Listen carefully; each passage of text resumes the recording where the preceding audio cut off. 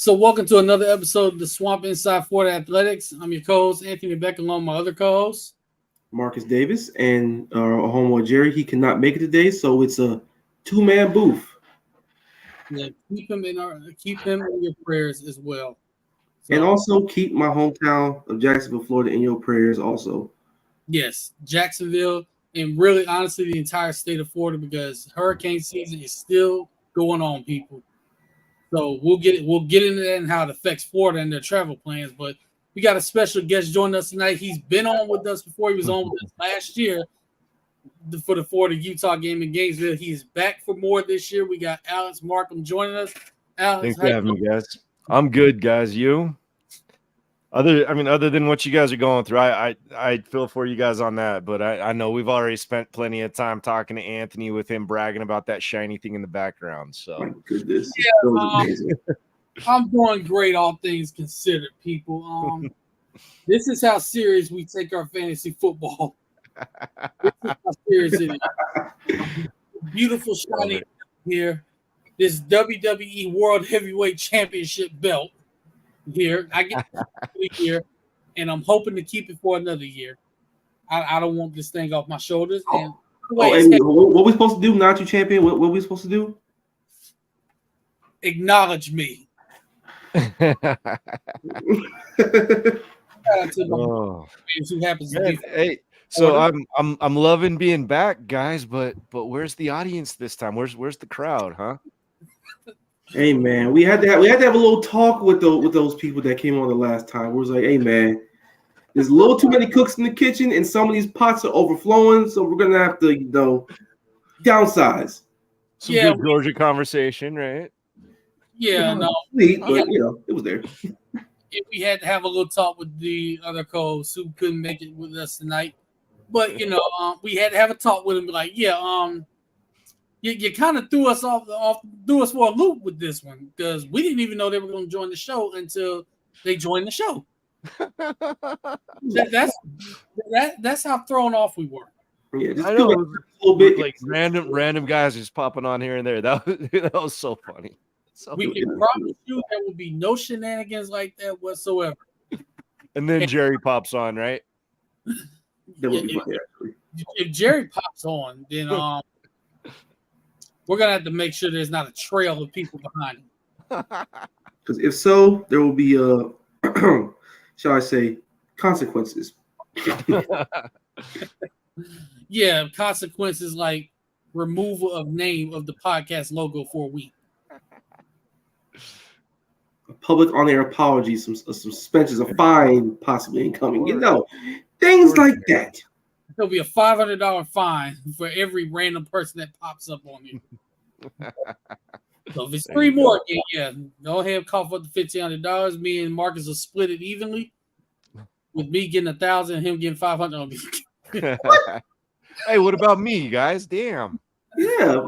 Hey, I had to go with that last year. All right, take that into consideration. Yeah, he had to go through something, man. His ears were damaged from hearing everybody talk, bro. Let's cut him in on this deal. Yeah, we'll split it evenly between us three. Since Alex didn't endure that. At least I didn't feel too overwhelmed and stuff like that, because I feel like the Georgia guy was having my back on a whole bunch of things. So there you go. He kind of was. I mean, he was of Utah a lot. So yeah, he kind of did. You might have to cut him a deal too for that. We just might have to actually. Now we mentioned it. You might have to break him off in 50 or something.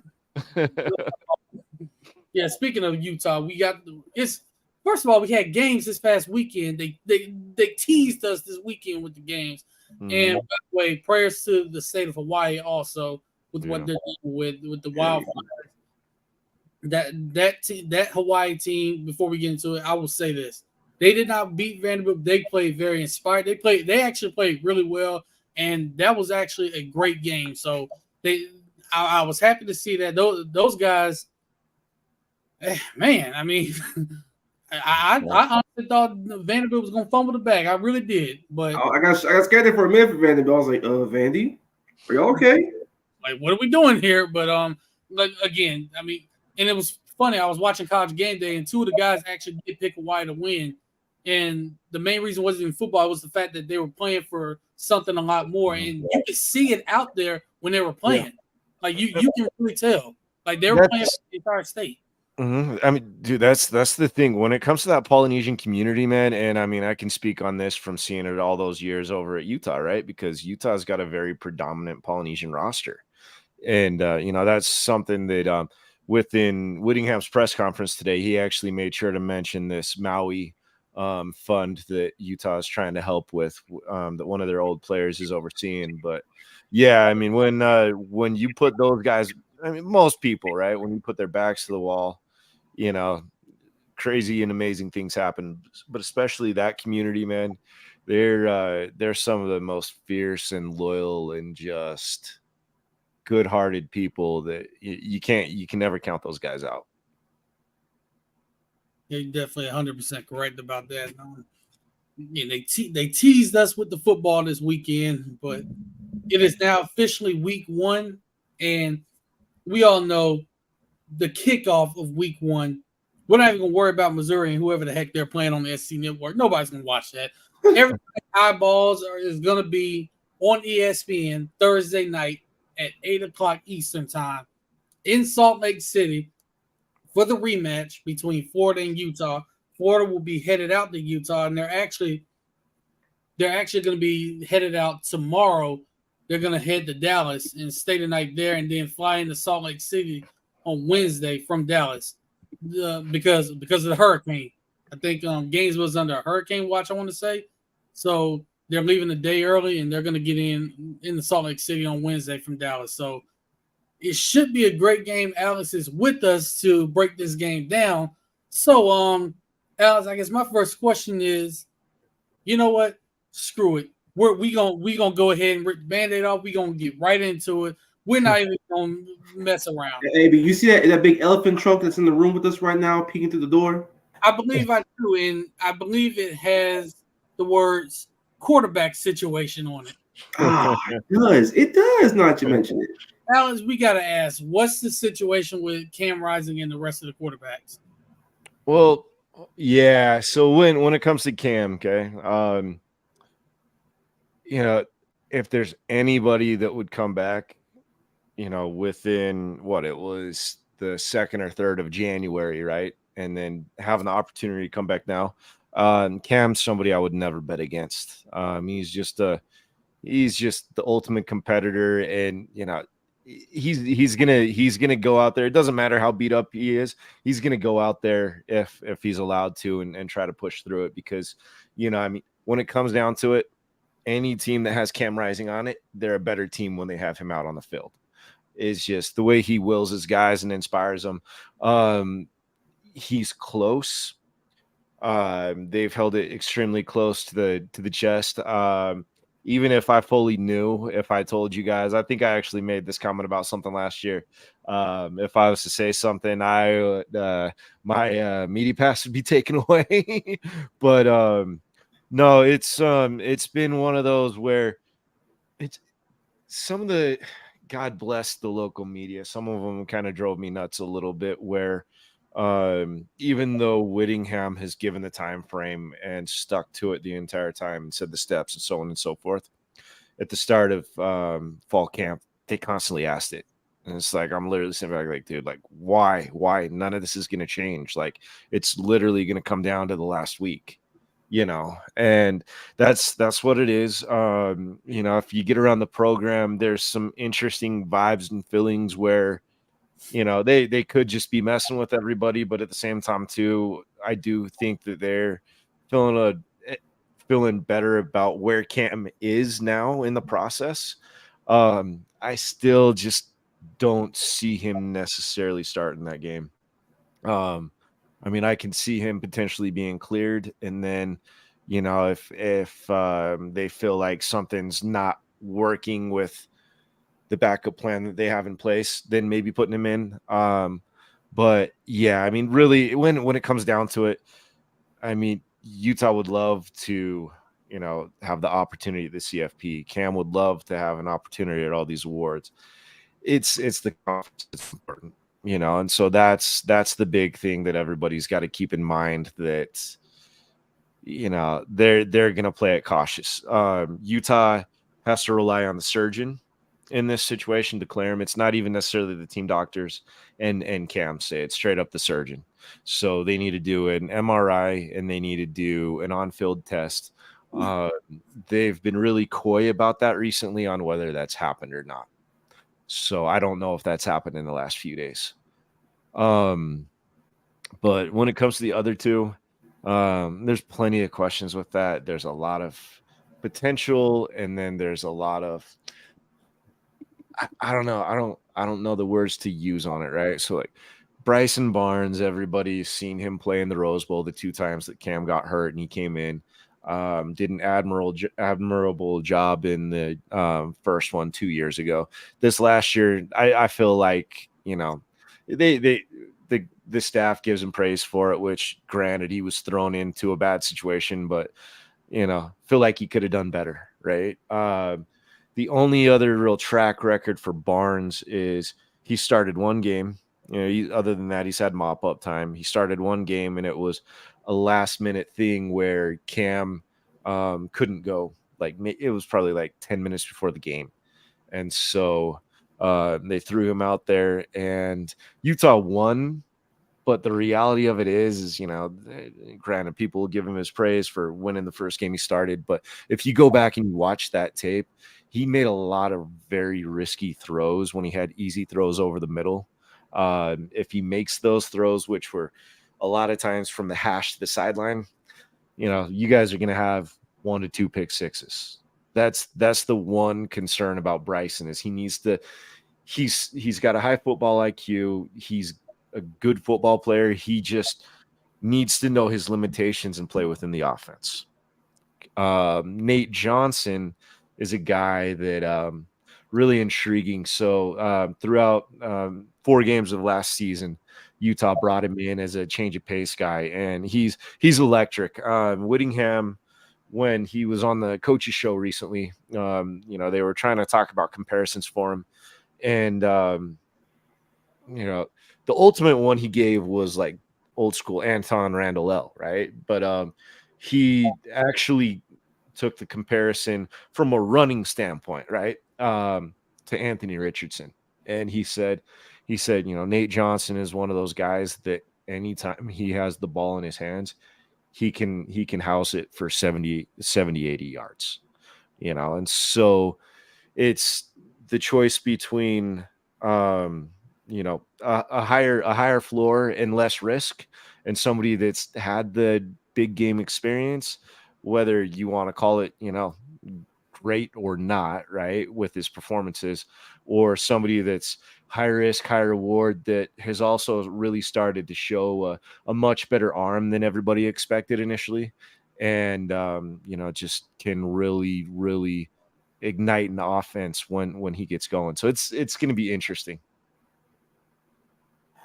Speaking of ACL timelines, Brant Kuithe has also had his own well-documented thing with his ACL. So how's his timeline going? How the vibes around the program with him? Brant is, he should be ready right now. Nobody's really talking about why or anything like that. He's been restricted throughout fall camp. I don't know that they have ramped him up recently. But if you were to ask me, just from the vibes and everything I've gotten, I don't expect Brant to play in this game. Same time too, Utah's also got another situation like they had last year with Kincaid, where Thomas Yasmin, this other tight end that broke out towards the end of the season. If you ever want to see a USC defense be made a mockery of, Google Thomas Yasmin highlights. But yeah, so Utah loves doing the 2 tight end sets, and so it's going to be interesting to see what kind of way that they would implore that if Brant can't go. But yeah, I mean, Yasmin's going to step right in target wise at least, and really be able to fill in for Kuithe. Now, can anybody replace him? No. I mean, he's the greatest receiving threat Utah's ever had, probably in school history, next to maybe one other guy might have the argument, right? But But yeah, it's gonna be Utah. Utah's dinged up right now. They are, but the positive for them is they do have solid depth. Right. Yeah. We're pretty much. You see, we lost 2 guys to lower body injuries that were going to contribute. Cam Carroll, Tulane running back transfer. He's going to be out for the season. Then we lost Justice Boone, that was going to start at one of the edge positions. He tore his ACL, but yeah, like you guys, we got depth there. So you're going to see a mix of guys at those positions. But speaking of running back, I wanted to ask about your running backs because I know you guys I think you switched Jaquindon Jackson from quarterback to running back, and then you said cover. So I wanted to ask about those 2 guys. Yeah. So I know you guys want to definitely ask about Glover with him being from Florida. He's third on the depth chart right now. He's making progress. With him, he came into camp. Everybody knew him for his wiggle and that burst that he had in high school, and it was special. But when he got to Utah, he got up to 222 pounds, and he even acknowledged to me, he's like, yeah, I was way too heavy. He's like, it slowed me down. He's like, just from my body movements and like even just how his mind was reacting on things as well, right? And he's down to about 204 now, and so he's at a much more comfortable level. And just as soon as he gets more reps and the mental side of the game can slow down for him, he can be something pretty special. But Utah's 1-2 punch towards the end of the year, it had really started developing into one of the better ones in the country. Mekhi Bernard is somebody that's been in the program for a minute. He's been hurt for most of the last 2 years. And even towards the end of the season, he was still hurt, but he was healthier than typical, right? And that's when he started breaking out more. He's more of the receiving threat out of all the others, but still potent out of the backfield runner. Jaquindon Jackson, though, I'm telling you guys, as long as he stays healthy, right? And you always hate saying that phrase. He is going to be so talented and so gifted that even with Cam, if say Cam misses not just 1, not just 2, say if they just hit the point where it's like, you know what, we're better off saving him for the start of Pac-12 play. That's nothing I've been told. I'm just, scenario wise, right? Utah with their defense could probably get by with a steady dose of those 2, and especially with Jaquindon Jackson as your lead horse. He's 6'2", 228 pounds, fast as hell. Guys bounce off him. He's got moves for days.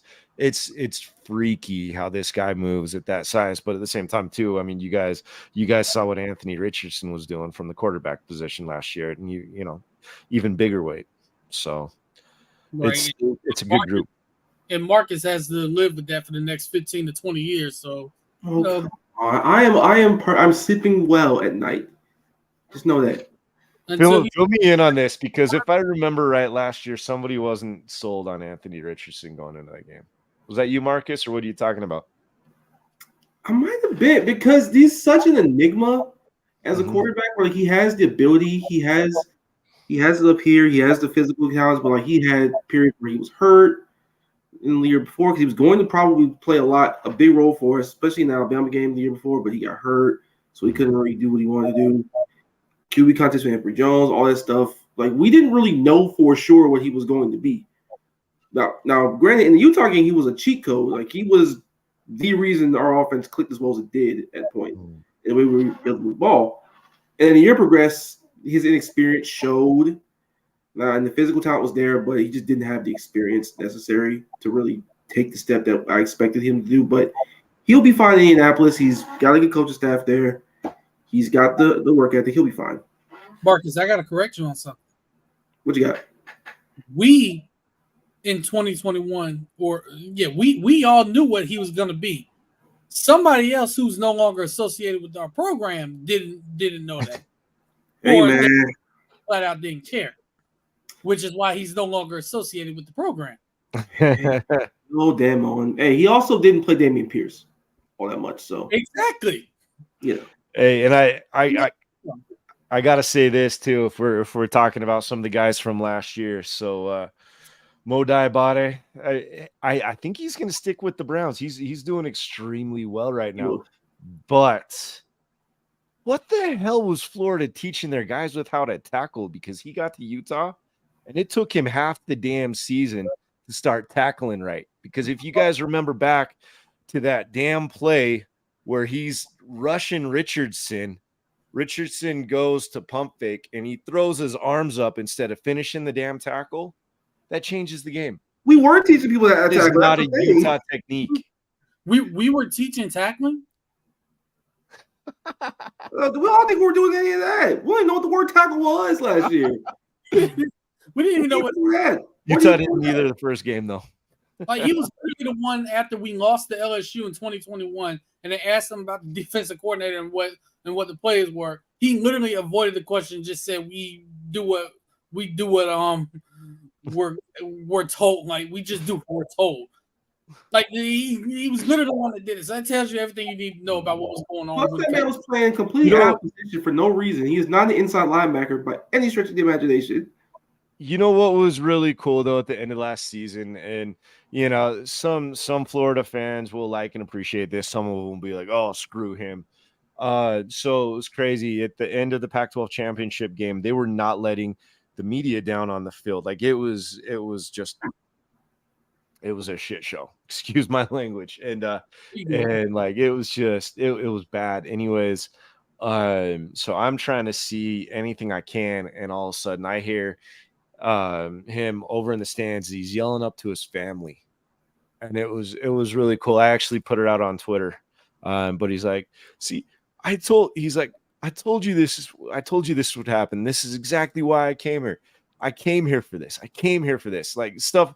It was basically along those lines, right? And he just kept repeating it. You could just see how happy he was. And he played a hell of a game that day. He honestly, like, it would be so crazy to go back and watch his highlights for the first quarter of the season compared to the last quarter of the season. I will say I was happy for him to see him have that kind of success while he was at Utah. It was just weird to see him in a Utah uniform when you guys came to games. I'm like, yeah, like this just don't look right. This does not look right. It was so strange, but I was happy that he got with a program that actually knows what the word tackling is at that time. So I mean, good for him. Great for him, actually. We got to deal with that again this year when Josh Braun in Arkansas comes to Gainesville. Oh, bro. It is what, the third time in 4 years, because Felipe Franks did it, ironically, with Arkansas. Like, what is it? And by the way,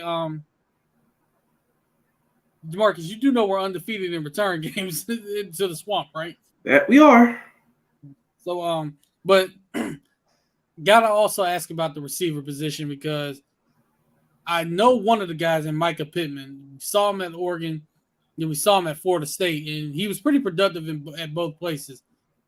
Don't know why he kind of got passed up at Florida State, but it's neither here nor there. But hip injury. Injury. Yeah, he played the whole year with a hip injury. Ended up having surgery on it, and there was some concern that he might take a while even this season to get healthy. He came into fall camp and he looked ridiculously good. But one of the big positive developments even with Utah is, as good as he looked out of all the wide receivers in fall camp and seeing him healthy and all that stuff, Utah has a true freshman that's listed on the depth chart with him as an or. So that's something that is too. Because Mikey Matthews. So that's something that Ute fans are really excited about with both of those guys. Everybody's really intrigued by what Pittman could potentially do in this offense, and finally healthy. He's honestly like just being a safety valve for Rising. Rising's going to do wonders for him, and he's going to do wonders for Rising. Right.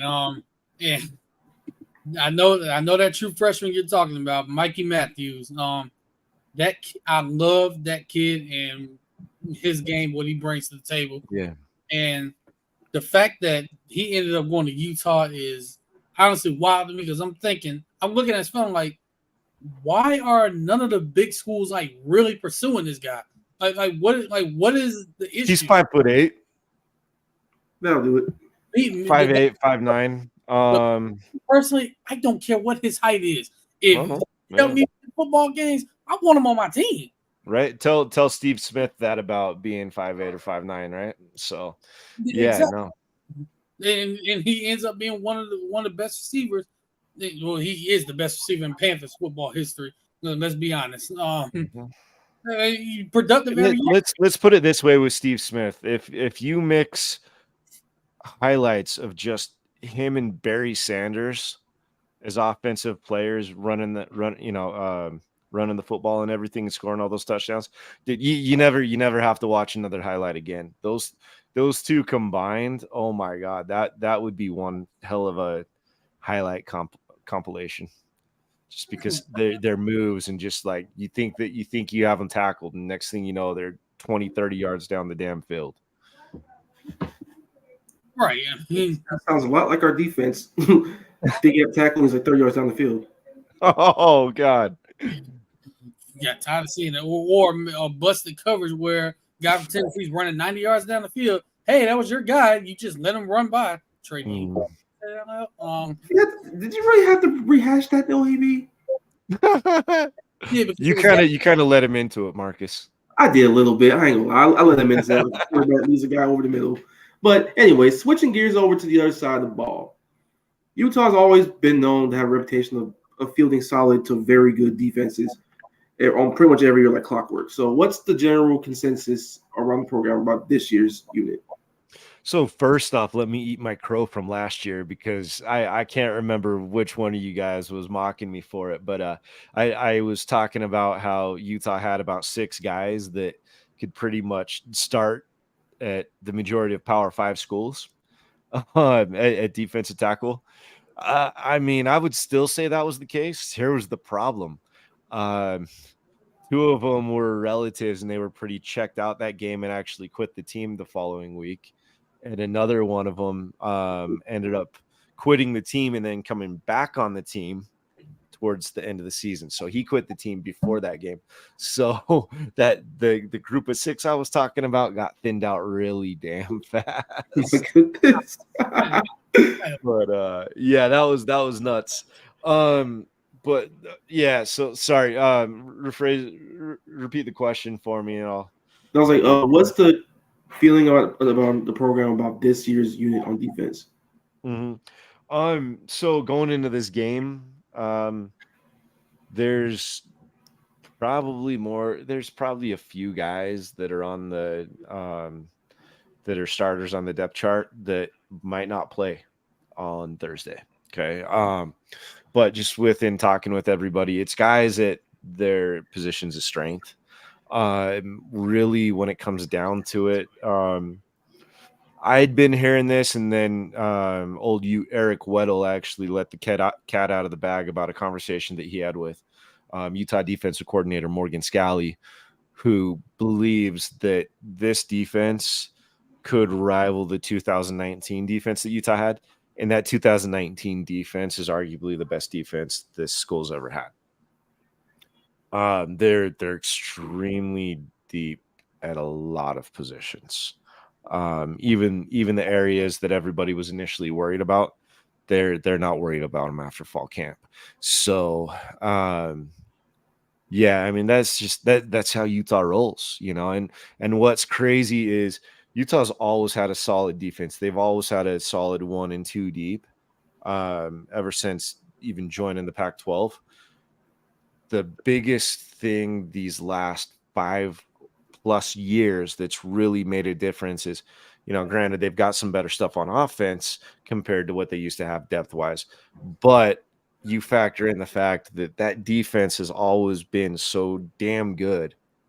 And then you got guys that are coming in I'm not comparing them to Alabama, right? But you got guys coming in knowing that they have to wait their time on a defense that is really damn good, and within that time period, they're developing and they're ready for whenever their number is called.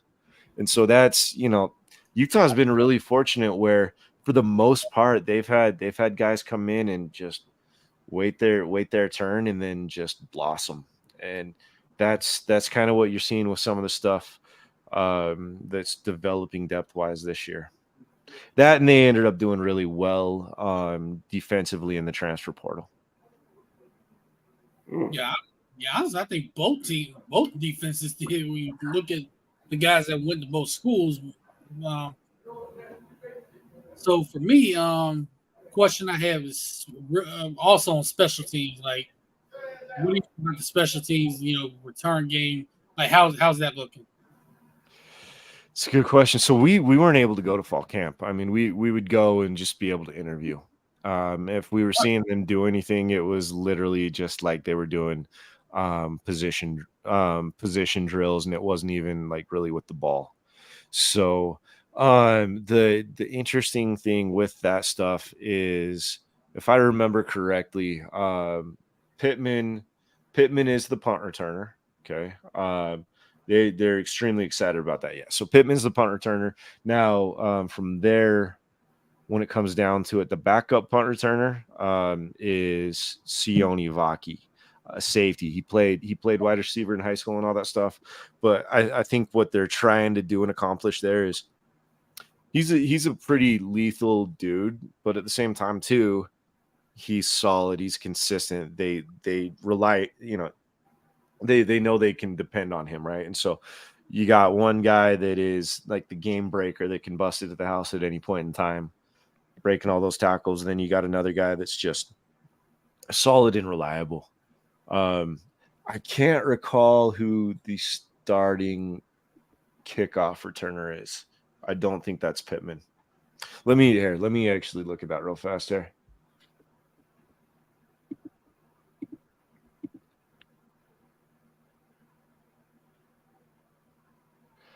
Let's see. Okay, yeah. So kickoff returner, you got Vaki as listed actually as the main one, and then so again, it kind of goes into there, probably figuring just reliable, steady, and then Money Parks, the guy that, if you guys watched the Pac-12 championship game, he was the one that busted that 57 yard touchdown on 3rd and 19 against USC that broke their backs and opened the floodgates.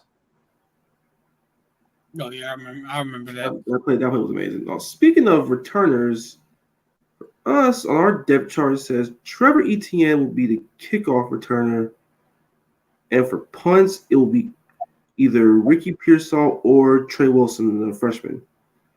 So I want to see how that turns out. Yeah, I considering the fact that Cam Carroll's out for the season, I don't know if I like seeing Trevor Etienne back there returning kicks right now. I don't either, but if you can do it, sure. But I'd rather have our 2 deep at back healthy, because between him and Montreal, and then Treyon Webb, if he's ready, put him in the 3 deep. Yeah, that's what I was concerned about. Because I know for us, looking at the depth chart, first of all, the depth chart came out today for us, and it was a few surprises to some people. You guys got that true freshman starting at safety, right? Yeah, Jordan Castell. So a lot of people, it was a surprise, but to me, it wasn't. Yeah. I've been hearing all since the spring, like, this guy's been that guy at safety, and only continued into fall. And that's just who Billy Napier is. He's going to play the best players, whether you're a freshman or a senior. He doesn't care.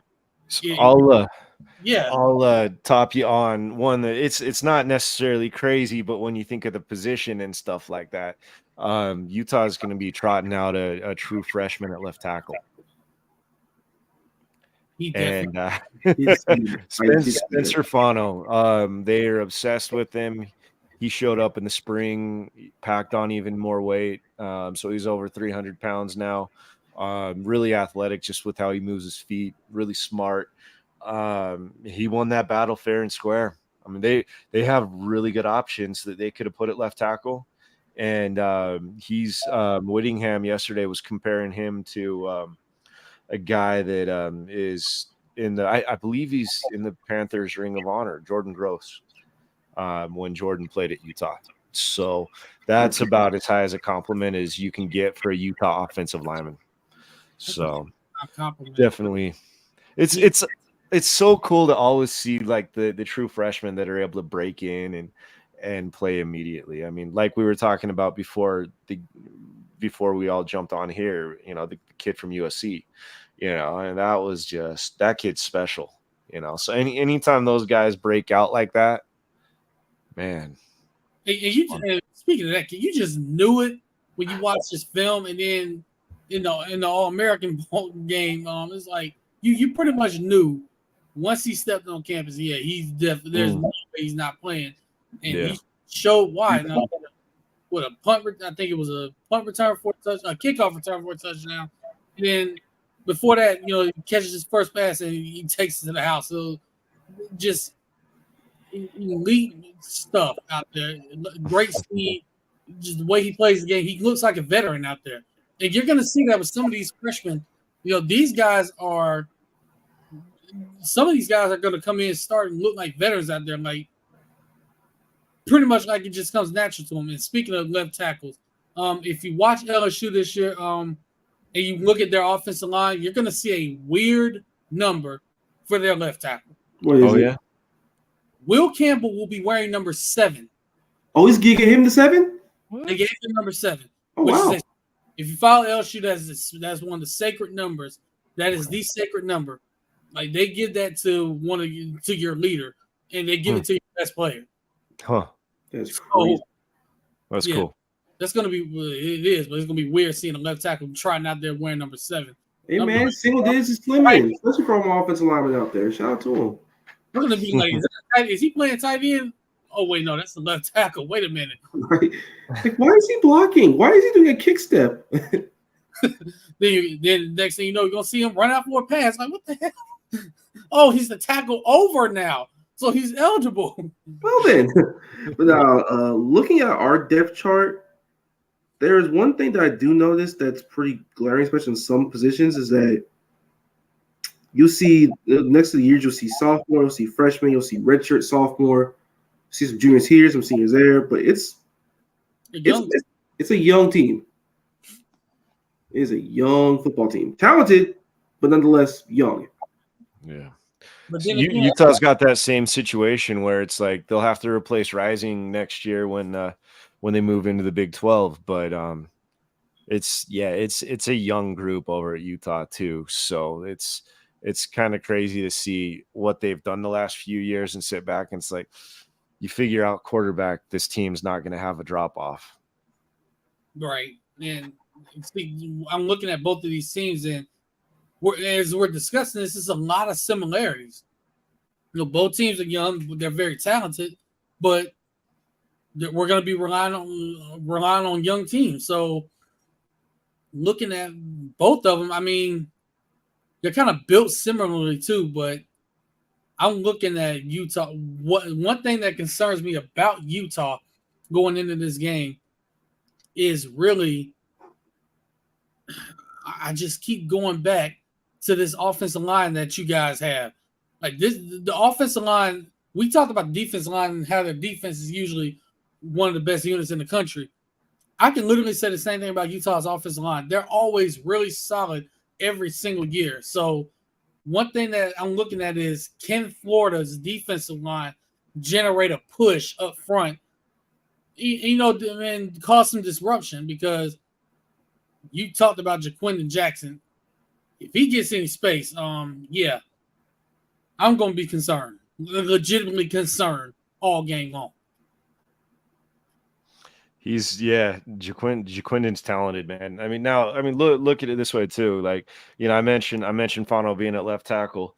I know Utah has all the faith in the world in him. I know that he's a confident kid too, but Florida's going to try to test him early. They're going to see, oh, freshman, okay. we're gonna go at him until he proves it, And so that's that's gonna be an interesting part of the line to really follow and watch. But you know, Utah's offensive line coach Jim Harding really kind of had a fun and tough job trying to sort those guys out, because there's a few guys that ended up not starting that you can sit back and like, oh God, I feel bad for them. They earned it, Right. It's not that nobody else earned it. I mean, it's just it's a good group. But yeah, man, like again, you go back to the USC game last year, right? Cam Rising won the offensive MVP, but you ask anybody that watched that game, and if you could ever give offensive MVP to an offensive lineman, Keaton Bills was the one paving hole after hole after hole, and hitting the second level and still being down there just road grading guys. So it's a good group. Utah's issue that they've had in recent years, and it wasn't an issue last year, is that sometimes he'll try to mix and match and find guys the best spots, and then that kind of slows their progress down for the first few games. Nobody's expecting that this year. Didn't happen last year, and so seems like he's kind of finally, I shouldn't say finally, I mean, his lines have always been great, but like I said, those first few games sometimes, right? Seems like he's kind of figured out the formula to get going right off the bat with that group. Right. And one thing I'm going to love about this game this year is we get the main guys calling the game. We get Fowler, Herbstreit calling the game with Howie Rowe on the sidelines. So it feels like a college game day type game. It should be. And I feel like if it was on a Saturday, college game day would not be in Charlotte, North Carolina this weekend. They'd be in Lake City. Right. And you know what I love about that group too is Holly Rowe is a University of Utah treasure. Like she went to the University of Utah, right? But you get her down on that sideline. I mean, she might make a reference on it here and there, but you'll never see like her go slanted one way or the other. She is so professional, and just how she goes about her job, and everybody loves that woman. I thought she mentioned she went to BYU. She might have gone to both, but yeah, no, she was a Ute. Here, let me pull that up here. And the thing about Holly Rowe is I didn't even know that she was the main sideline reporter for the Utah Jazz. I happened to turn to a Jazz game, and I was like, wait a minute. I know that voice. She did go to both, but she actually graduated from Utah. Yeah. So she started at BYU and then went to Utah? Mm-hmm. She saw the light. Saw the light. Man. So apologies to Brigham Young. She saw the light. She's on both sides of the rivalry, but yeah, I didn't even know she was the sideline reporter for Utah Jazz. I was like, wait a minute, what? Yeah.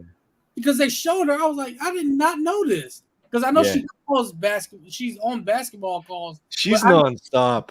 She's awesome. Like I said, she's a national treasure, and she's a University of Utah treasure. I always love it when she's on the call for the games. Yeah, she is a busy woman. Making money, but a busy woman. She's getting it in. I'll say that much. But hey, speaking of quarterbacks, now that we got that elephant out the room to start this off with, AB, we've got our own elephant in the room. Care to elaborate? Care to go on in? Does it have to do with our quarterback situation? It does.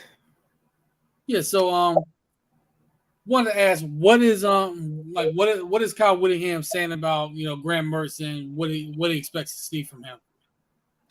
Yeah, so it's obviously he's not Anthony Richardson, and that's not taking anything away from Mertz, right? He's just saying, they really gotta. It can be a challenge sometimes where you've got to study like his habits and some of the things that he did at Wisconsin, right? And then tried to look at the Florida game films from the past and see similar circumstances and stuff like that to be able to kind of devise and go from there early on, right? Until you're kind of seeing it like in action and then being able to make adjustments, which Whittingham and Utah defensive coordinator Morgan Scalley, those two heads put together, figuring out the defense. They're some of the best in-game adjustments there is. But yeah, I mean, he's given him his props. He obviously knows that he's going to be more of a pocket guy, and he's given him his due as a passer. So well, everybody else is, not as complimentary on the outside nationally or whatever. He's got Utah's respect. He definitely has Utah's respect, and they know that he didn't have a good situation at Wisconsin.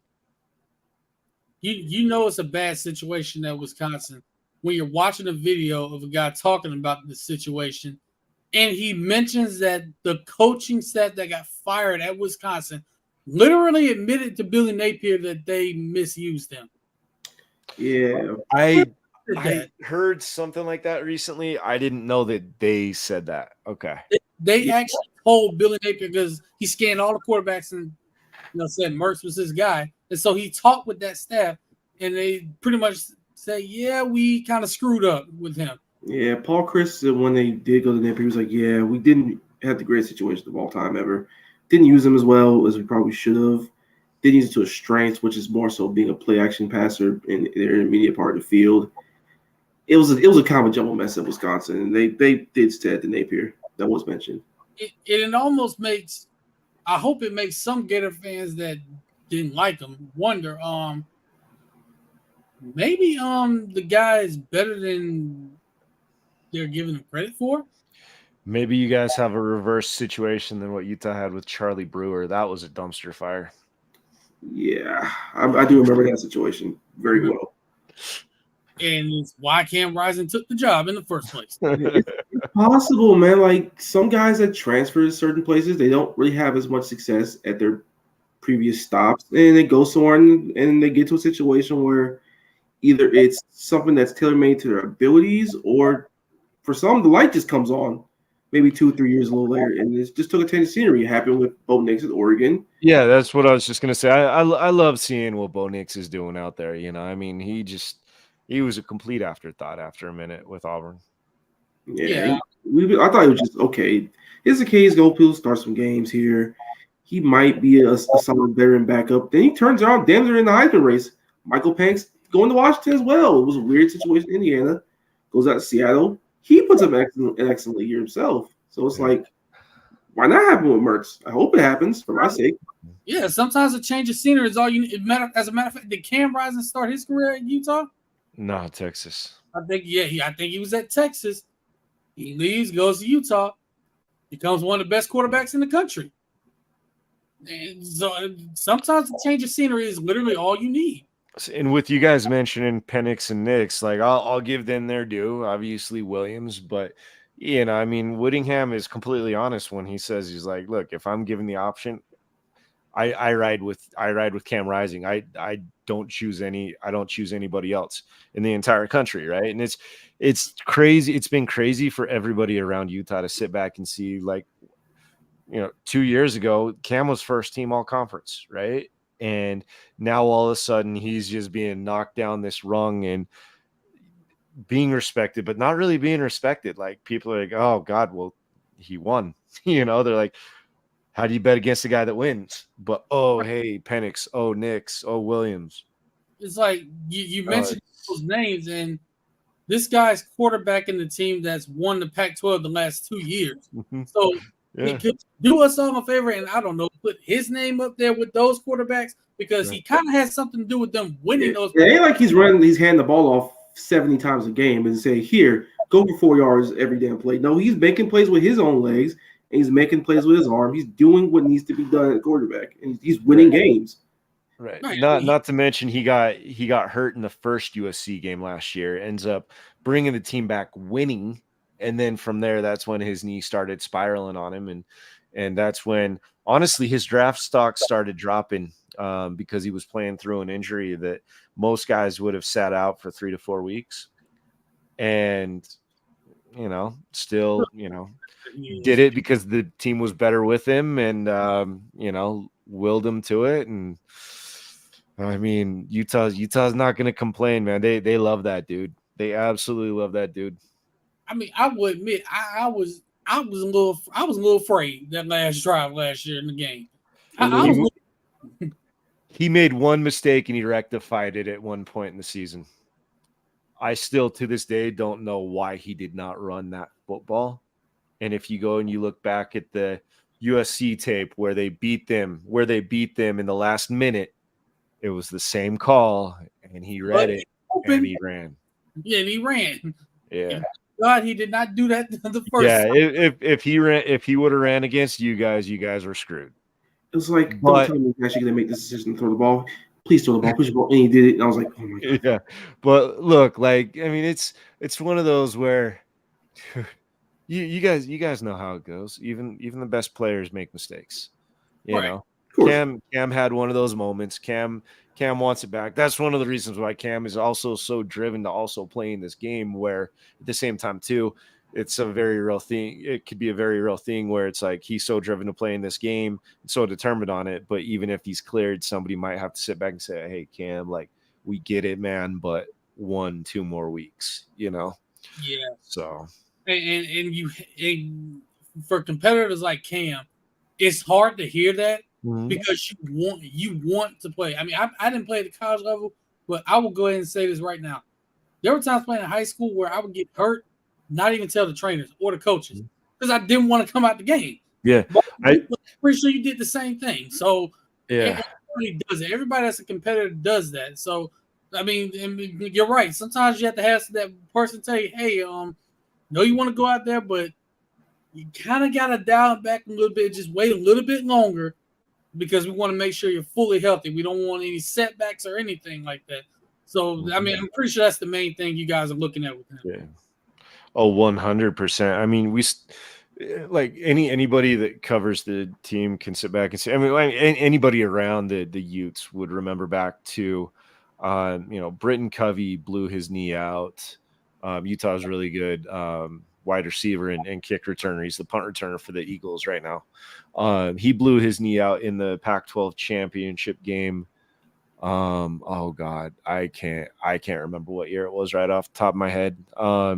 But anyways, ended up coming back and he just wasn't right. And his knee kept swelling up on him and everybody kept trying to talk him down. Like, hey dude, just like pack it in for this year. You're fine. And it took him 4 games for him to finally realize like, look, like I can't screw with this. I'm done. I'm coming back next year. Right. And his was a lot worse than Rising's though. They feel good about Risings, but the reason I mentioned that is it's just one of those where it's like, had Covey maybe waited 3 to 4 more weeks, who knows? Because I mean, he was a lot more full go in fall camp as well. So yeah, it's just about taking care of it the right way. That's one of those reasons why I wonder too. The whole fact that Keithy is still a bit of a question mark. How did he attack it as opposed to Rising? Because I mean, I know damn good and well this last month Rising's been in the facility for 10 hours a damn day. They've pretty much had to kick him out. So that's the competitor. Marcus, you got anything? Not particularly, but I did want to circle back a little bit to some concerns for us real quick, AB. So how are you personally feeling about the linebacker room right now? Because it's one of those question marks where I came in one of our predictions a few weeks ago where I was like, young rooms, guys that aren't as experienced, a lot of sophomores in there. How you think it's going to look? Honestly, when I saw Jaden Robinson, the freshman's name on that depth chart, this is going to surprise you, Marcus. I felt better about that room. Really? Because I've been hearing that he's had a great camp this fall. He's been really, really good out there. So he's helping build more depth. And by the way, Alex, I braved the elements on Jaden Robinson. I braved the elements in the cold ass weather. It was cold as hell. I went to this playoff game. His high school team, Lake City, Columbia, came to Pensacola to play the Scambia in the playoff game. This kid was the best player on the field. Had like 10 plus tackles, 2 sacks. He forced the fumble and had a pick 6. It was a defensive game. They ended up winning 17-15. And the crazy thing is, they won and did not score an offensive touchdown. Jeez. No way. Yeah, they didn't score an offensive touchdown and won. The Scambia scored. They have, I think Scambia had one on special teams. And they had one on offense. And then it went for 2 and didn't get it. But and then a field goal. But so it was that kind of game. But that kid was the best player on the field. And he's a linebacker that runs like a safety. Yeah. So I will say when I saw his name on the depth chart, I actually felt a lot better about where we were as a linebacker room. Well, what would you say his 40 is? If I had to guess his 40, I would say it's around like 4, because he's a little bit bigger. He's like 230 pounds. I would say it's around like a 4.6. He was that fast. He was outrunning the receivers out there. So, and he had some pretty fast receivers. Utah had a kid last year that I don't think he started against Florida, but he still played a decent amount, and he was a deer in the headlights a little bit that first game, right? But again, like everybody from Utah was struggling tackling because they didn't feel like they did enough live contact leading into the first game, just because they were so used to. I mean, these games are a lot more difficult to plan for when it's 2 good teams, right? As opposed to the teams wanting to come in and do cupcakes, But Lander Barton, number 20 for Utah, you guys need to watch out for this kid. He's put on 20 pounds in the offseason. He hasn't lost any speed. And he was already dangerous. He was a 4-star linebacker coming out of high school, total freak, just rocketed up the charts at the U.S. Army All-American game. Pretty much Adam Gorney had told me, he's like, yeah, man, like he had more exposure over the last couple of years. He's like, I shot him up in the rankings big time. He's like, I still don't feel like I shot him up near enough. So this kid's a stud. What's that? I'm definitely going to be watching out for him whenever I watch Utah play. I want to say he's like 245 right now. So yeah, he's a big damn kid. He's talented. His brother's actually playing in the NFL right now. Well, two of them. One's an offensive lineman, one's a linebacker. Wow. Man, I'm definitely going to be watching him. Now, speaking of which, now Florida going to Utah, do you think the altitude is going to play a factor in this game? Mm-hmm. Yeah, it doesn't matter what Napier's trying to do to, lessen it or anything like that. I mean, which props to him, because I've heard that he's talked to people and he's tried to do like different little things to kind of simulate it a little bit, right? But I'm telling you, it's not easy. I mean, there's people like I have a buddy that lives in Georgia. Okay. He's actually coming out for the game, but he said every time he comes back to Utah, he's not even playing and he's just miserable after a couple hours from the altitude and everything. And it's an adjustment for him and everything. So it does make a difference. It's just about managing your rotations right. And I'll flat out tell you guys, like Utah wants to get into that game. They want to do a hurry up offense. They want to do quick reads, especially if it's not Cam, okay? And just pound the hell out of Florida with Chiquindon, and then, hope that they're tired enough that they can just unleash the offense, halfway through the third quarter. And I've seen that happen more often than not, when teams come in that are not used to the altitude. There's a reason why Utah's, they've won, I want to say 25 of their last 26 home games. The one home game they lost was in 2020 when they had already had 2 games canceled, right? And so they go into this game not even knowing if it's going to happen. Trot Cam Rising out there. He's hurt halfway through the first quarter, and it just wrecked their season right there, right? So that is the only loss they have had in the last 26 games. And it's 2020, and the Pac-12 had like two games, if that, like 6 games, wherever it was. So I don't even count that. Yeah, Utah ended up having 5. Some of them had 6, but yeah, like it's funny, man, because Whittingham used to joke that he didn't count that, but there's so many people, the more you talk about it, and especially when it comes to the Utah narrative and the storyline from national media, like they start factoring that in and don't even count that because, you look back at that, you wipe out 2020, Utah's been involved in the Pac-12 championship game since 2018. Wow. So, I mean, what's that? Consistency. Yeah. And so there's a reason why they've hit the peak and the level that they have. I shouldn't even say peak, right? And have built the depth up that they have. Peak. So I see what you did there. So yeah, I mean it's gonna be interesting just to see how Napier, because I mean Napier's been out here. I mean he knows how it goes with the mountains and stuff like that, so it's not like he's foreign to it, but it'll be really interesting just to see how they manage their personnel throughout the game, just to try to balance it as much as possible. Yeah, I agree, and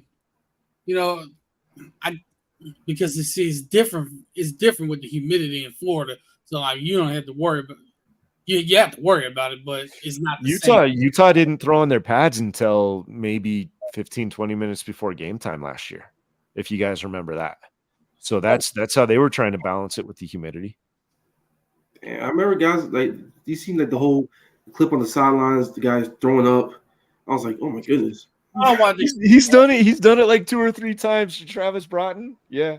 Oh my goodness. Yeah. He's a stud cornerback too. Like he was just getting his legs back under him last year from he was injured the year before, and he really came on towards the end of last season. So it was a big battle going on between him and Ole Miss transfer Miles Battle for one of the 2 cornerback slots. And Battle's a stud, but Broughton, at least for now, has held him off. So see, that's another guy right there that with my Crimson Connective stuff that I do, where I help out the collective on like just some in-depth, more personal interviews with the guys. Sometimes we did some newcomer highlights recently, and he was just talking about wanting to come to Utah because their track record with getting cornerbacks to the NFL and just how they teach the man coverage. And he also just said, he's like, I had a good situation. I had good coaching at Ole Miss. He's like, but if I can take advantage of 1 year at a place that, runs a pro style defense and exactly what I'm going to be doing in the NFL, and it makes me better. He's grown by leaps and bounds already, and they're in absolute love with that kid. So that's an SEC guy for you guys, that another SEC guy that transferred over that Utah's pretty damn high on. Right on. We appreciate you for coming on and hanging out with us, man. I appreciate you guys. Yeah, before we get you out of here though, you already know where we're going next. Here we are. Here we go again. That's a pain in the ass for me, right? Because it's like it's a big difference if Cam's not in the game. We'll factor it in, what it is. But we get predictions and 2 X factors on Utah that we should look out for. Ooh, let me go with the X factors first, so I can process what I want to do prediction wise. Definitely Jaquindon Jackson. I mean, we've talked about him a bunch on this. If Florida fans aren't familiar with him, oh man, he's fun. He is so fun to watch. Defensively, but yeah, I mean, Jaquindon's the one that you guys are going to have to worry about, again, when it comes to altitude and just hammering it and then letting him run wild. If it hits that point, right? But defensively, ooh, you know what? So one of the areas that it wasn't necessarily a weakness going into the off season, but there were question marks. Okay. And especially with the two deep and so on. Utah is stacked at safety again. It's honestly no surprise, just with Utah's history there. Everybody knows about Cole Bishop. There's a lot of people that expect him to come out early this year and be a first or second round draft pick. But I would say the X factor that everybody's going to want to pay attention to is his partner in crime, Sione Vaki. That kid came on so strong towards the tail end of last year that he is an absolute menace in the secondary. So yeah, those two guys right there. If I throw in a third, I would say watch out for Thomas Yasmin. He's somebody that people could really overlook, just because he still doesn't have a huge track record, right? And he came on strong towards the last half of last season, then really strong towards the last few games as well, when Kincaid actually ended up missing the last couple as well, so he's just another one of those talented tight ends that Utah just seems to put out with regularity lately. And he's a scary dude to have to deal with, being 6'5" and right around 260 pounds, the way he moves. Oh God, let's see. Prediction wise, I'm going to go the conservative route, saying that I honestly feel like Cam is going to be back in maybe 2 to 3 games as opposed to this one. If he's back, it's a pleasant surprise. Everybody's going to be doing backflips over it, right? But again, this one's tough because, like I told you, the two differences between the two backups, you just don't know. So I'm gonna go. Let's go Utah 31 and Florida 20. What about you guys? What do you got? Marcus, you first. All right, I'll go first. Shoot. So I'll give my 2 X factors, one on offense, one on defense. So what I mentioned before on our depth chart is that it's a young team. They're going to be relying on young players in a lot of spots. The one in particular is wide receiver, where we recruited a trio of 3 highly talented guys who all bring different things to the table. The one who I'm really looking out for, I think it's going to play a huge role in just this game and beyond for Florida, Trey Wilson. Oh my! He's an easy pick, man. So true freshman, he's a speedster. The Florida staff has raved about him all fall camp. So I think he's going to play a huge factor. He's going to add an element of speed that we haven't had in years, really, at the receiver position. And on defense, I'll go Caleb Banks, the Louisville transfer. Big kid, 360 pounds. At one point, he's listed at 370 pounds. And he's going to be in rotation with Desmond Watson. He's in better shape than Desmond Watson is. He's a little stronger. He's a guy that me and AB on the podcast have raved about since spring. He's going to make a huge impact for our defensive line. So I don't think this will be a particularly high-scoring game. I think the run games for both teams are going to play a huge role. I think Etienne and Macho Johnson are going to be able to have huge games right here. I'll say 23-20. I think Mertz does just enough. Hey, Anthony, before you kick in on yours, I see the moralizer over here laughing over the Utah 31. I mean, look, here's the thing, okay? Utah, I mean, everybody saw what Utah did to USC with piling up the points last year. Cam Rising or not, I mean, they've got the majority of those guys back. Now, when it comes down to it again, you guys asked the question, the altitude. Okay. The altitude will wear, and that's going to be one of the big deciding factors. And that's what could put her up to that and potentially more. but at the same time too, that's about as comfortable of a score for Utah as I'm willing to go with not knowing what's going on with Cam Rising. So I I look forward to maybe laughing at the moralizer. There you go. Damn, I just heard thunder outside my house. Now you want to rain. It's weird, bro. You never know. The weather has been trolling all day. It was sunny. It got really cloudy. Like you guys just stay safe, man. That's scary. Yeah. I mean, California, when they had the stuff ripped through, they had the bad tropical storm and an earthquake in the same day. That was crazy. And they weren't expecting the earthquake. I guess they were just I don't know how it goes, but apparently like out there you can start smelling like burnt plastic or whatever if earthquake seems like it's coming on. And there wasn't any telltale sign of it other than people started smelling that, and then a few hours later, yeah. Man, that's crazy. You might not want to mention California because somebody on here gets highly upset with me about California. I don't get highly upset, but you post that LA trip every 3 business days, bro. We get it. It has been and a half. That's a record.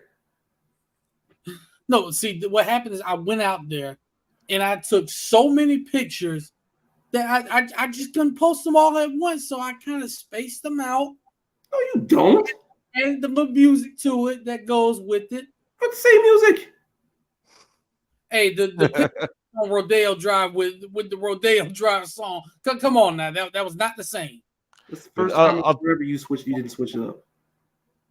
I'll tell you guys what, with the conference changing after this year, oh man, I'm looking forward to getting out for that LA trip, because when we were out in Pasadena for the Rose Bowl, I was looking so forward to that. I ended up buying a nice Airbnb for the week and had a nice pool and all that stuff. We didn't use the damn pool once. It rained so damn crazy. And out there, I'm sure it's the same. I'm sure it's the same in Florida, right? But they don't heat the pools.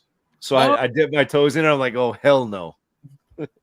Well, see, the difference is if it rains here, we're expecting it.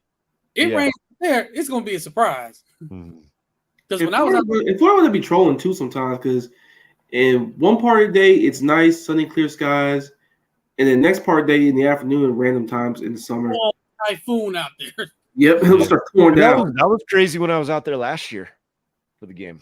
Yeah, that's what happens. And on top of that, it's sticky and humid. So after the rain's over, you see steam in the damn streets. Yeah, and on you. Yep. I guess I'll run into my score prediction. I do think the altitude will play a factor, but I feel like with the rotations, they'll kind of get used to it. It's about what you say, rotating guys in and out. Like whenever you can. Yeah, it's a real thing. It really is. It's how does the staff manage it?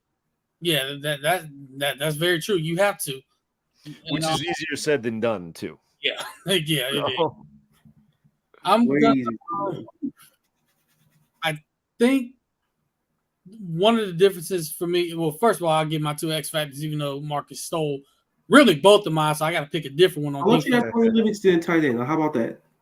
Yeah, no. The X factor for me is the same one. Eugene Wilson, Trey Wilson, how they use him, because like Marcus said, that is a different kind of speed that we have not had at Florida, which is a surprise, in years. And it's just with him, you can find ways to get the ball in his hands and just watch him work, because he makes one move, it's a wrap.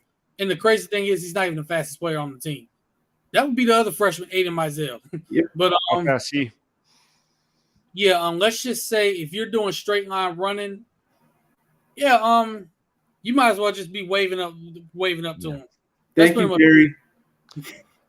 Yeah, thank you, Jerry, for doing your job and securing that commitment. And he's got a little brother too. So Jerry, you still on the clock. I know you're watching this right now. You still on the clock. How do you like this? Utah's got a cornerback that runs a 4.3. Oh, wow. And he's 6'3". That is So, That's Maivon. that is a freak athlete. And speaking of corners that are 6'3", Devin Moore for Florida might be 6'4". So these I don't know what they're feeding these corners nowadays, but these some big guys. But I think one of the differences with my X factor on defense was gonna be Caleb Banks, but thanks a lot, Marcus. I'm gonna say Tyreek Sapp because he's gonna be getting a start over at edge where Justice Boone was gonna be starting, but because due to the injury, he's out for the season. They're gonna move Tyreek Sapp over there, and he was an edge rusher in high school, so. I mean, him being able to rush the passer, he's used to that. That's really his natural position. They had him inside, but now they got to kick him back outside. So he's my X factor on the defensive end because I think for my good close personal friend Jack Pyburn also to be in the rotation somewhere. Good close personal friend. You hate the guys from Bowles High School, Marcus. No, I hate the school. I don't hate some of the people. I like some of the people over there at Bowles, especially at my time in high school. Oh, every chance he gets. Hey man, a rivalry is a rivalry, It's because he never beat them out. That's all that is. But all the same, they're a powerhouse. So I mean, hey, man, we lost 7-7. Is what it is. Right, but yeah, Jack Pyburn is going to be a guy that gets in rotation, and you might hear his name a good amount. He's really really good. He's had a great camp as well. But I'm looking at Tyreek Sapp, him being able to rush the pass. I think that's something that he's going to be able to do. He got great speed off the edge, and I think if he can generate pressure and make the quarterbacks uncomfortable, that can be a game changer for Florida. And again, freshman Jordan Castell, look out for him as well. He's getting his first career start as a true freshman. That's big. It's big time. That just tells you what kind of player he is. But I'm going to be watching that closely. But it's all said and done. I agree with Marcus. I think Trevor Etienne and Montrell Johnson are going to have big games. And I think Graham Mertz is going to have a better game than people think. I'm going to say 28-24 Florida. But this is going to be a very close physical game. And I do mean physical. Like physical football people, you better be tuning in because the helmets are going to be cracking. It's going to be so physical, you're going to buckle a trench strap, you don't even have one. It's going to be so physical that you're going to be hurting after watching the game. You're going to be getting in the ice bath, shoulders all wrapped up. The important thing is, though, college football is back.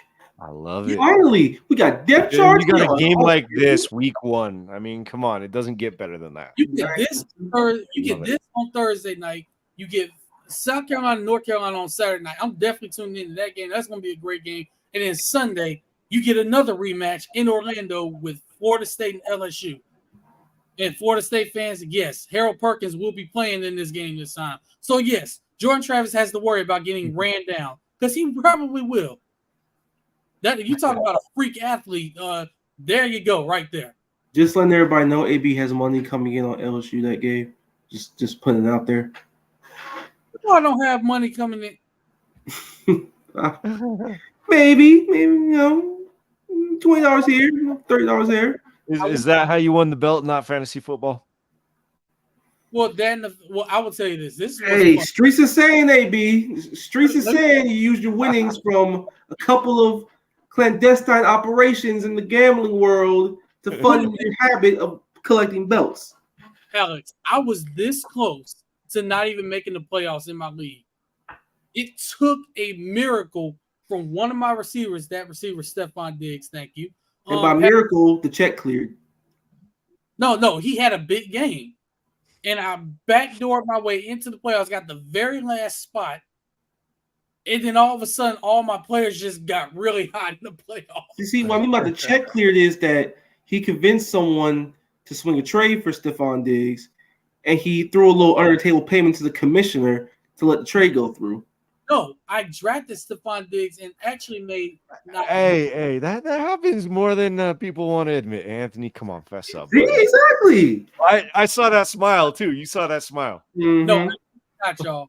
I did not make not one trade last year. Sure, AB, you're an honest man, and we believe you.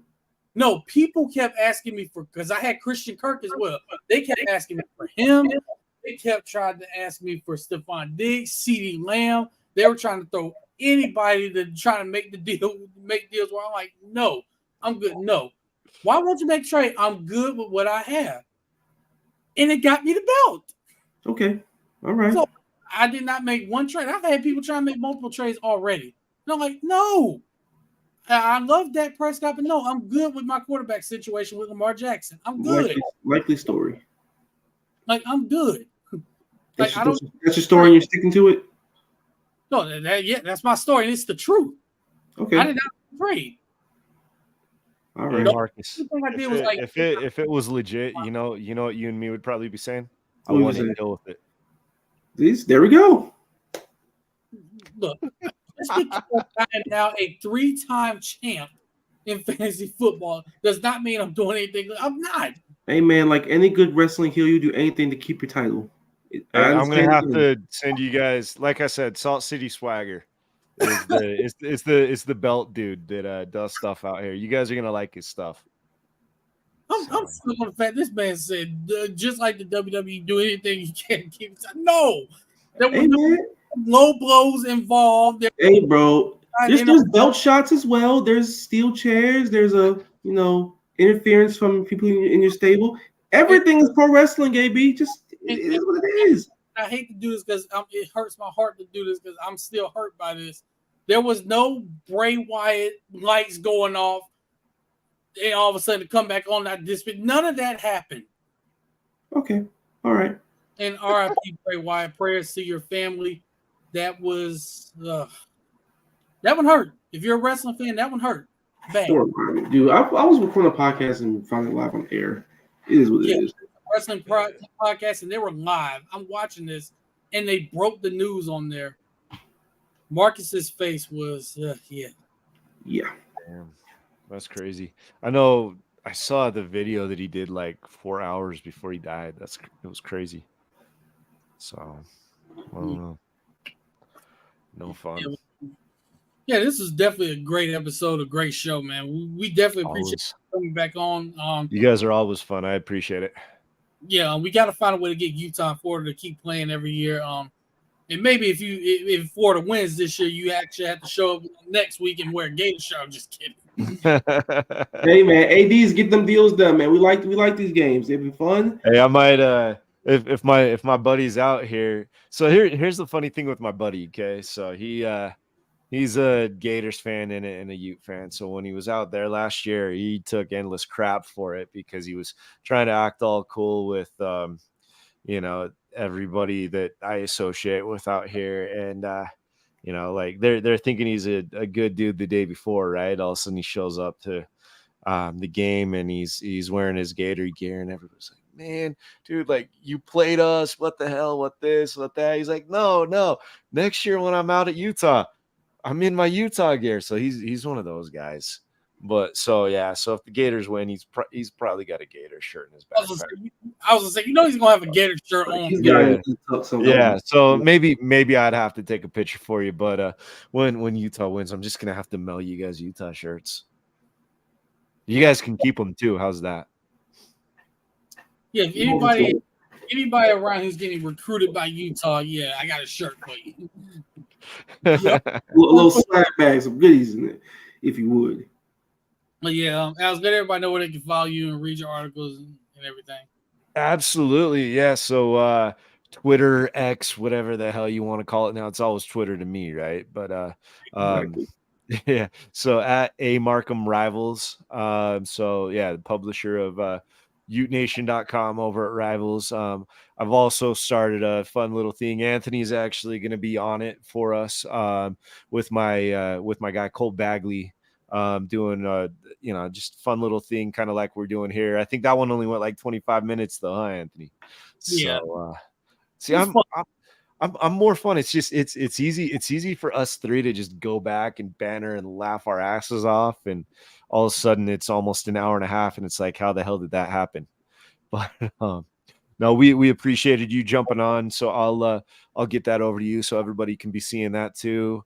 I unfortunately won't make an appearance on it unless I do some other segment and throw it all together. So TBD on that. But Yeah. So YouTube wise, it's at Crimson Connective is what the YouTube channel is called. So fun times with what we've got going over there. We got a whole bunch of newcomer player interviews that have been really fun to do and really just kind of get to know the guys and get them to, feel comfortable even before they ever had like the actual media training and stuff like that. So yeah, it's been a fun thing that we started with the Crimson Connective this year. Yeah, definitely. As y'all can see down here, down low, follow him on Twitter. We're not putting X on there. I will not be changing that banner. No. The real know what it is and what to call it. Yep. I don't know what happened, but I'm gonna need to get that changed immediately. Is nuts. It's so weird. It doesn't feel like it. It's always gonna be Twitter. It'll always be Twitter to me. Until it's burned to the ground, pretty much. Jesus. Yeah. Yeah, we definitely appreciate you hopping on with us, and appreciate you guys too. And yeah, you have a great night, man. Always. You guys are good people. I appreciate it. Stay safe out there, all right? For sure. Definitely. Take care, guys.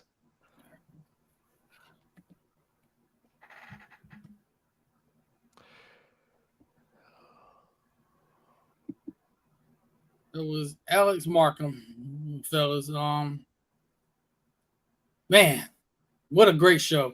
Man, bro, I am just excited that we have real football to watch, man. All these preseason NFL games, that's finally up and done with. We got a little week 0 action, a little sneak peek of real college football. Now, the real thing starts Thursday night, man. Thursday night is really here. We got depth charts out. The time for talk is over. Lion season is over, man. It's time to line it up and see what this team is really all about. Yeah, no more lying. None of that. No more back and forth. It's time to strap on the pads, put on the helmets, snap on the chin straps, go out there and pads gonna be popping. Yes, sir. Popping. Only way I play this, man.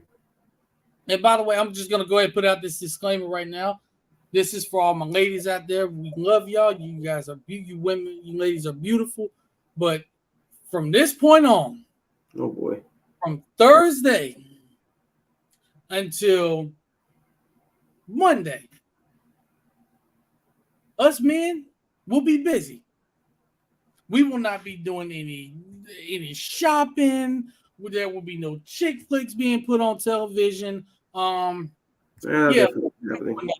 It's those are football days. Those are the days reserved for football. And by the way, for anybody that's scheduled a wedding for September 23rd with that slate of football games that's out, you guys need to be arrested and thrown under the jail immediately because you guys are not right. Okay, we know that. No, yes. Have you seen that slate of games? I've seen the slate of games. They're amazing, but I ain't gonna arrest people for scheduling weddings. Arrest made.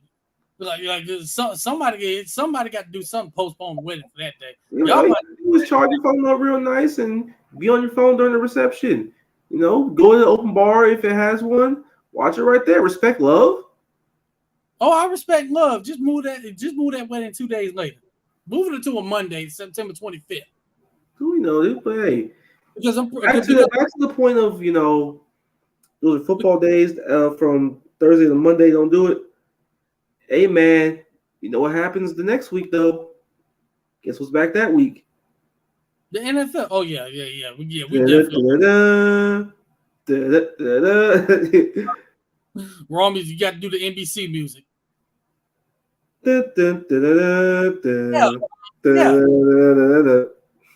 And that's a good game to open up the season with the Chiefs and the Lions. But that's an underrated game to start. That's actually pretty shrewd. Move your weddings to September the 25th, people, because I'm pretty sure the Monday night game is going to be the Arizona Cardinals against the who's the second team in the league besides them? Tampa. And the Tampa Bay Bucks. They're pretty much going to be them. You're going to get whoever the heck's playing quarterback because Kyler Murray ain't out there. It'll be Josh Dobbs or who cares? They're going to suck anyway. It's going to be Josh Dobbs versus Baker Mayfield if he's still the starter by then. All right, so here's the Monday Night Football schedule. So week 1, it'll be the Jets and the Bills, because of course. Nice. Week 2, September 18th, is Carolina and New Orleans, and Cleveland, Pittsburgh, and doubleheader. Then September 25th, it's Philadelphia and Tampa, and the Rams and the Bengals, another doubleheader. Yeah, move your wedding. You move your wedding to that day. Ain't nobody finna watch the Eagles beat the brakes off the Bucks or the Bengals beating the brakes off of who the Bengals playing again? The Rams. Yeah, ain't nobody watching that. Ain't nobody watching. Move your weddings to that day. No, You guys, I respect love, but come on, y'all. Come on, y'all. Love has his limits, Steve. I'm not going to no weddings. No, we will not. Men will not be doing that. But hey, man, I'm just saying. Also, though, September 10th, 1 p.m. on Fox, and September 10th, 8:20 p.m. on NBC. Movies will be made. Movies will be. It's gonna be a movie. 1 p.m. Sunday, the Jags play. 8:20, Cowboys play. Well, I know it's gonna be a movie later that night, but who are the Jags playing? We're playing the Colts. Oh, so Anthony Richardson gets to terrorize you to open the season. Nice. I don't think so. No. He might throw for 275 and run for another 100 on y'all. 36 passes or 18 completions. I mean, half of those incompletions were drops.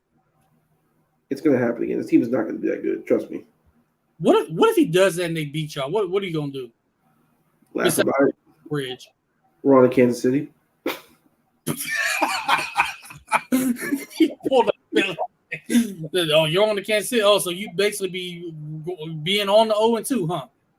Hey, you know what happened? Hey, a famous coach said that once. And guess what? Look what happened. Yeah, it was the Bengals before they got Joe Burrow and Jamar Chase. The Bengals teams were good.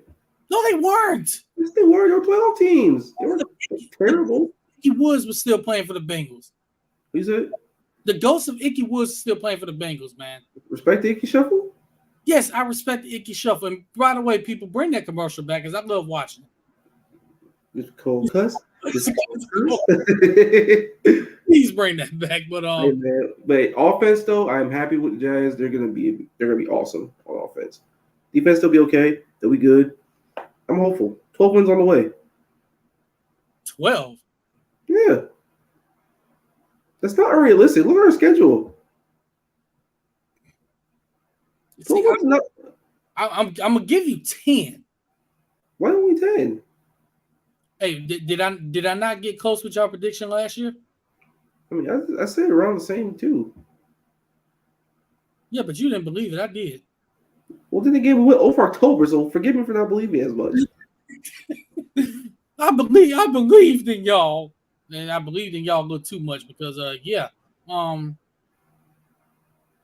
understand it. I don't understand why I believed in y'all so much, and y'all end up breaking my heart, beat me on the pass. Hey man, it is what it is. But 12 wins. Let me actually, matter of fact, let me pull the schedule up really fast, just for shits and giggles.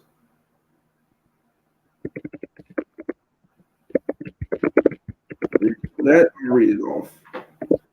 So, week 1, we start the Colts on the road. Then we play in Kansas City at home or in our home opener. Then we play Houston at home. Then for 2 weeks, we're in London. One against the Falcons, then against the Bills. Then we come back on my birthday, October 15th. We play the Colts again to wrap up the division series. And we're at home. We're not losing that game. We haven't lost them at home in like 8 years. So, They're going to lose. No, we're not. And then Thursday night, we play at New Orleans in the Superdome. Then go to Pittsburgh. Then we have a bye week, and then we come back at home against San Francisco. Oh, that's an L. I didn't say automatic, but that's a difficult one.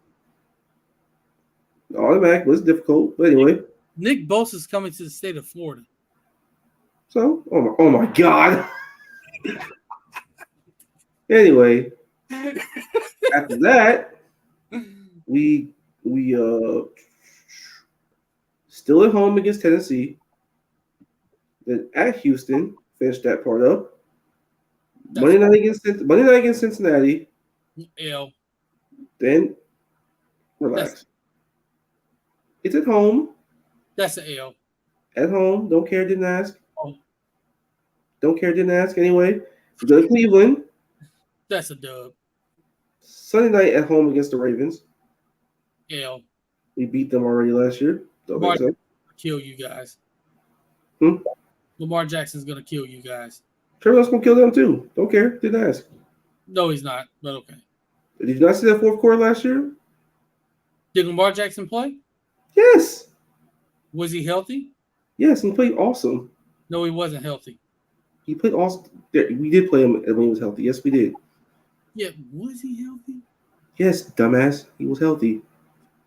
Hate me for that. Anyway, Healthy. he was healthy though. That defense was bad last year for the Ravens. Who said it was gonna be great this year? No, they actually they're gonna be a little bit better. Slightly better in that they'll be It's kind of more integrated into the system. sure. So that'll help. I hope. You hope. Anyway. Tackle somebody for them. Yeah, I mean Marlon Humphrey got hurt again, so you know. Oh, again, health. Someone's fucking hurt. Anyway, Christmas Eve against the Bucks. Oh, that's a definite win. New Year's Eve against Carolina. That's a win. Then finish off against Tennessee on the road. That could be tricky, depending on who the quarterback is for Tennessee. It'll be Tannehill, but I don't really care.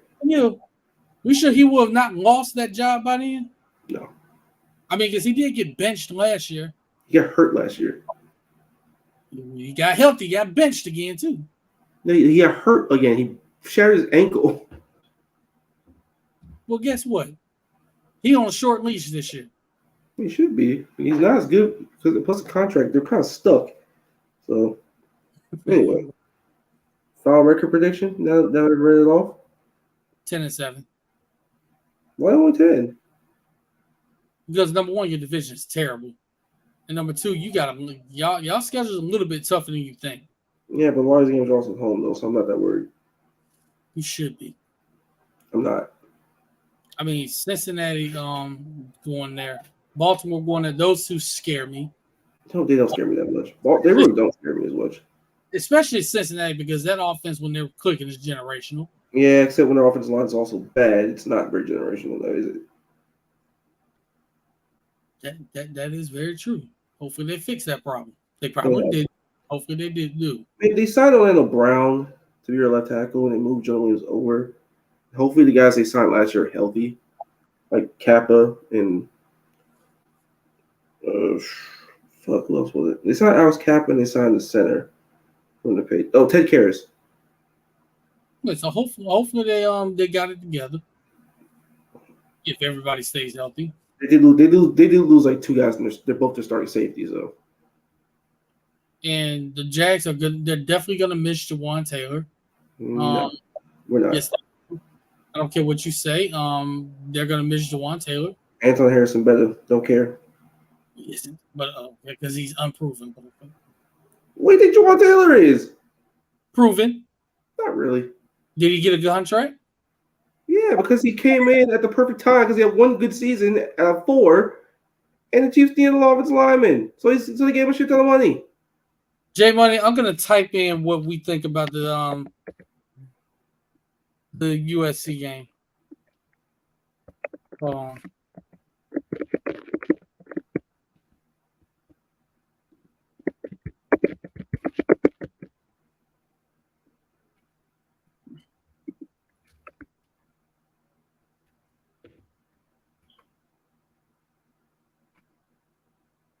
Oh boy. Amen. Yeah, that's what we think. That boy good. What we think, Money. That right there is what we think. That He boy's already. Timothy. But we're gonna go ahead and wrap this up. again, Jerry could not be with us tonight, so y'all keep him in your prayers. Make sure y'all reach out to him. Just reach out to him. And Jerry, you with us, man. You with us in spirit. But Marcus, let everybody know where they can follow you and whatever possible burner accounts you might create. I don't have burner accounts. I said might create. See? I might create one during the season. I'll say that. Marcus Davis 904 on Twitter. That's the official one right there. Same old, same old. Yeah, before I give mine, Adidas just got sued. Or Let's see, the recruiting middle for bribery and fraud filed a lawsuit claiming he acted on the shoe company's approval. So apparently he thinks Adidas did something. I don't know what it is, but hey. Appreciate that, J Money. We appreciate that right there. Prayers up to Jerry. But y'all can follow me on Twitter at AceWave1, on Instagram at Ace_Wave1, ladies. Yes, follow me, ladies. Don't do it. Do it. Love you. And Marcus is a hater. But I'm a realist. Page on Twitter at inside_swamp and on Instagram at inside_forward_athletics. Follow us on TikTok at inside swamp 1. We will be putting more content on TikTok. Marcus, you had the password and everything. Go ahead and put some stuff on there. I shall. Just as long as it's not a Jags video on that account. Happy days are ahead for my franchise in Duval County. Finally.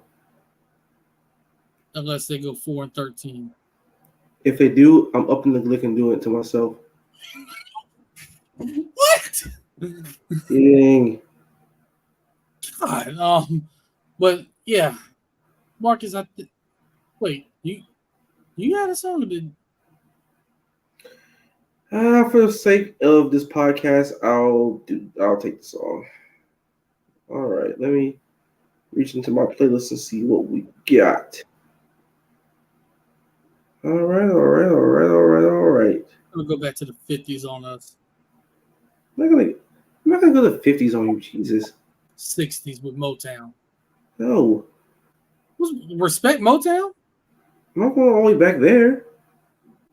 Jesus. 70s. No, I'll go to Travis Scott Fiend. What? Why you give me that look? Why you giving me that? What did I do? Because I see what you did there. What did I do? Song called Fiend. That's what we are for football right now. You damn right. You know what I honestly thought you were going to go with? What? The College Game Day theme song. Come on. To your sit tight. Actually, AB, no, we're not doing that. No. You put the bug in my head now. No, we gonna do that. As a matter of fact, we're gonna do that. Marcus, hold on. No, for one reason. Because I think you got the song tomorrow night for Indisputable Evidence. I see you now. Hey. You gotta remember that now. I forget it, man. My mind's been in different places. I did a 24-hour Twitch stream, dude. My mind's a little fuzzy. Yeah, first of all, before we get out of here, why would y'all do that? It was fun. We're commemorating the weekend. For 24 hours straight? Yeah. What's wrong with you guys? We're nut jobs. That's what. And shout out to all 42,000 people that watched. Yeah, we can tell y'all are nut jobs. Hey, man, this content creation thing is what we do. It's in our blood. Yeah, but y'all want to talk about WWE, but that's neither here nor Yes, there. we do. What are you talking about? The hell is always AEW content. Yeah, because there was something special going on Sunday. It was AEW weekend. better talk about somebody getting suspended. We do. What are you talking about? I'm talking about later this week. I'm be tuning in. Amy, we have like 70. Somebody is a problem. We have like 70 podcasts, Amy. We do this all the time. Let's actually watch the shows for once. I'm just saying, it sounds like a certain somebody is becoming a problem. Because we already know this. I mean, he tried to blame. I'm just saying, he tried to blame WWE when he left, but I'm starting to see the others. Wait a minute, hold on. Okay, be Wasn't okay, WWE thing, it kind of wasn't, but he kind of was. They fought them. They almost killed it. Baby. What are we doing? But yeah, we gonna go with "Fiend" by Travis Scott from courtesy of Marcus. We gonna leave y'all as we always do. Go, God bless. Go Gators. Y'all stay safe out there, and I mean that seriously for the state of Florida and for the city of Jacksonville, because it doesn't look like that storm is headed y'all way. And the whole, hate crime thing that happened. Yeah. By the way, to the guy in hell that killed himself afterwards. Mom, Dad, excuse my language because I know y'all gonna hear this. You're a fucking coward. I'll say. But yeah, prayers up to the city of Jacksonville. It's been a rough week there. And man, y'all just be safe out there. Y'all be aware of y'all surroundings and all that. Be careful. Hey, just watch everything. Keep your eyes on everything. Y'all, please, we emphasize this. Tell your loved ones that you love them. Take care of your loved ones. Take care of your mentals. Can't believe we even got to do this. Wash your face, wash your hands. Marcus. Look into my eyes while I say this. Listen to the seriousness of my voice. I say this with the utmost sincerity. With soap and water, not hurricane water, my fellow Floridians. Real water, hot water preferably, with a loofah, with washcloth, wherever the hell you got, wash your ass thoroughly.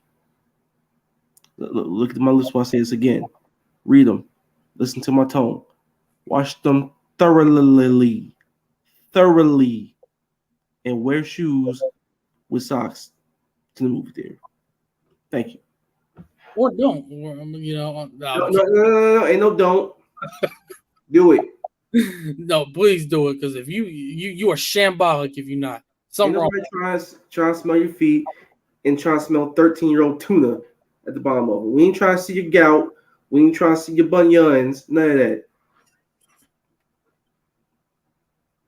This man said bunions, not bunions, bunions. He went full on funyuns and turned it into bunions. Hey man, I'm just saying we ain't trying to smell none of that. It has no place in civilized society. No. Yeah, and with that, y'all have a great night. We will see y'all again tomorrow night on Indisputable Evidence. So follow us over there. But for the Swamp Inside Florida Athletics, we'll see you next week. Hopefully coming back to a Florida win. God bless y'all. Have a great night.